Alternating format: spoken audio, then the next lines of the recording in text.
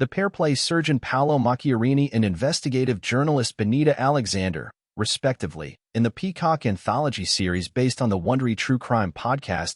An investigative journalist falls for her subject, a handsome, world-renowned surgeon. That log line could be the start of a rom-com. Instead, it's the beginning of a sinister story, one that's told on Dr. Death. The second season of the Peacock anthology based on the Wondery podcast brings to screen the true crime story of Paolo Macchiarini, played by Edgar Ramirez, the pioneering Italian surgeon whose revolutionary biosynthetic tracheas could be a medical solution to the traditional trachea transplant.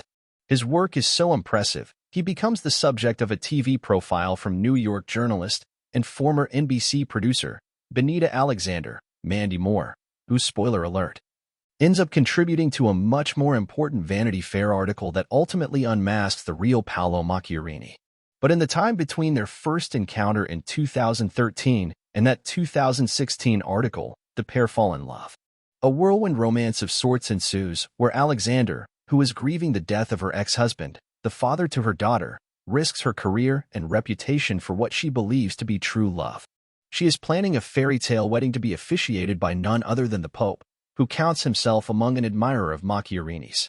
And that is just one of several facts that seem too wild to be true, before their romance unravels in the latter half of the season, when Alexander and several whistleblowers, the Swedish medical team around Macchiarini, work in parallel stories to hold him accountable for the lies, manipulations, and abuses of power that lead to several patient deaths, all of whom are named and whose stories are told across the 8 episodes of Dr. Death. For showrunner Ashley Michelle Hoban, telling the patients' stories was paramount to the series.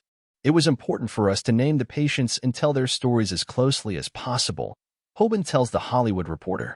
Obviously, those patients are no longer with us, but their stories are documented, and we tried to honor them and their stories by sticking as closely to reality as possible. Of Alexander's story running alongside the doctors who ultimately brought Macchiarini to justice, Hoban says these 2 stories could be individually 8 episodes.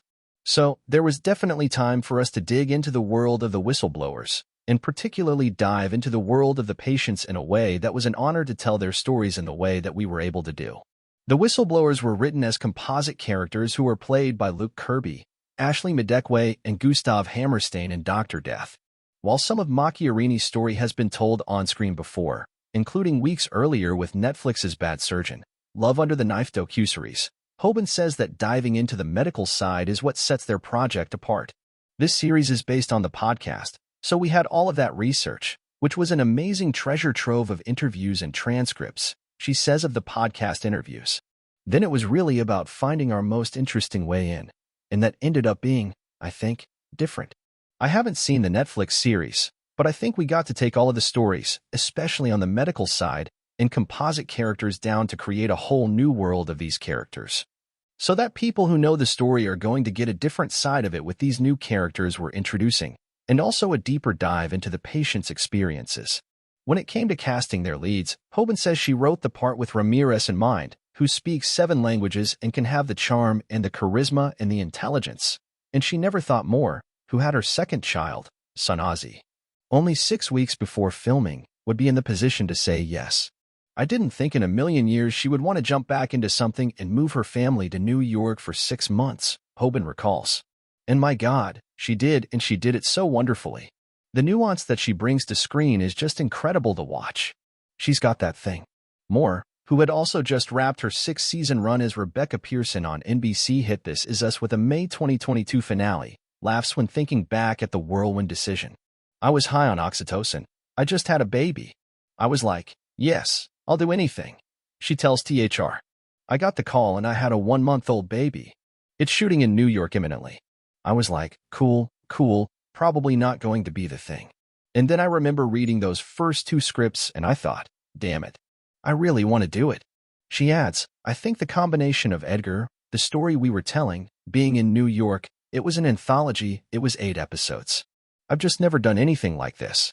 Tonally, it was so different. And I loved season 1. I was like, this is a no-brainer, let's do it. The decision left Moore with little prep time, only 2 weeks before filming, in fact. So she dove into the podcast for research and spoke to an investigative journalist friend to get an understanding around the demands of a job like Alexander's, How do you mine through what's going to be a good story, and how do you bring it to your bosses?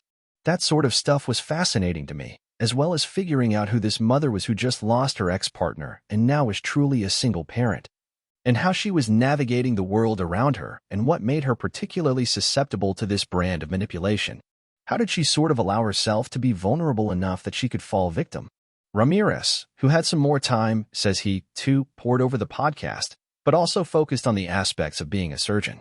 I had very deep and thorough conversations with friends who are surgeons, more about what they have to deal with every day, in terms of the trust that their patients put in them, which is precisely what my character betrays, he tells THR. And how close as a doctor you get to people's faith, aspirations, dreams, hopes, which my character completely manipulates and shatters. For me, it was very important to understand how a good surgeon operates ethically and morally in order to navigate this character. Both of the leads walked away with an understanding about what motivated Macchiarini, and it's perhaps the same reason why Hoban and her producing team never felt a need to reach out to their real subject in order to tell this story. It was a similar thing with Dr. Death Subject, Christopher Dunch in Season 1, executive producer Patrick McManus tells THR.